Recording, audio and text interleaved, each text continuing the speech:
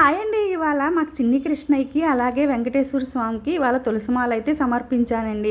ఎప్పటినుంచో అనుకుంటున్నాను తులసిమాల వేయాలి మా చిన్ని కృష్ణయ్యకి అని. అసలు తులసిమాలలో ఎంత బాగుంటాడో తెలుసా ఆ కృష్ణయ్య, అసలు నా దిష్టే తగిలేటట్టు ఉంటుందన్నమాట. అలాగే వెంకటేశ్వర స్వామికి కూడా ఎంతో ఇష్టమైన ఈ తులసిమాలని ఆయనకి ఇవాళ ధరించానండి. అలాగే మా దుర్గమ్మ తల్లి దగ్గర కూడా దీపారాధన చేసుకుని తులసికోట దగ్గర, అట్లాగే అమ్మవారి దగ్గర, అట్లాగే కృష్ణయ్య దగ్గర అన్ని చోట్ల దీపారాధన అయితే చేసుకున్నానండి.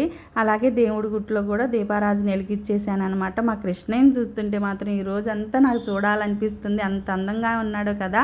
ఏంటో శివరాత్రి వెళ్ళిపోయినా కూడా మంచు మాత్రం ఇంకా పోలేదండి, మనుషులు కనపడకుండా ఉందన్నమాట. ఈ చెట్టు మీద పక్షులు చూడండి ఎంత బాగున్నాయి కదా. వీటికున్న స్వేచ్ఛ, వీటికున్న సంతోషం ఎవ్వరికి మనుషులకి ఎప్పటికీ రాదండి.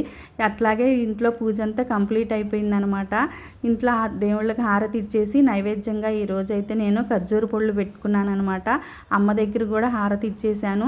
ఇంకా అందరూ బాగుండాలి, అందులో నేను ఉండాలయ్యా అని ఆ వెంకటేశ్వర స్వామిని కోరుకున్నాను. ఒక్కసారి నిన్ను చూడాలనిపిస్తుంది అయ్యా, మళ్ళీ ఒక్కసారి నీ పిలుపు నాకు అందించవా అని ఆ స్వామిని ఒకసారి కోరుకున్నాను. ఆ శివయ్యకి అభిషేకం చేసి అష్టోత్తరాలు చేసుకుంటాను కదా, అమ్మవారికి కుంకుమ పూజ, లక్ష్మీదేవికి ఇవాళ వెంకటేశ్వర స్వామికి స్పెషల్గా తులసిమాల ధరించి అష్టోత్తరం చేసి ఖర్జూర పండు నైవేద్యంగా పెట్టుకున్నానండి. ప్రతి శనివారం పిల్లలకి హాఫ్ డే అనమాట, అందుకని వాళ్ళకి పూరి స్పెషల్గా చేస్తాయి ఈరోజు శనివారం. వాళ్ళకి శనివారం వస్తే మా ఇంట్లో పూరి పప్పు రెండు రెడీ అని అనుకుంటారనమాట ప్రతి శనివారం. ఇంకా వాడికైతే టిఫిన్ పెట్టేసా, వాడి గుడికి కూడా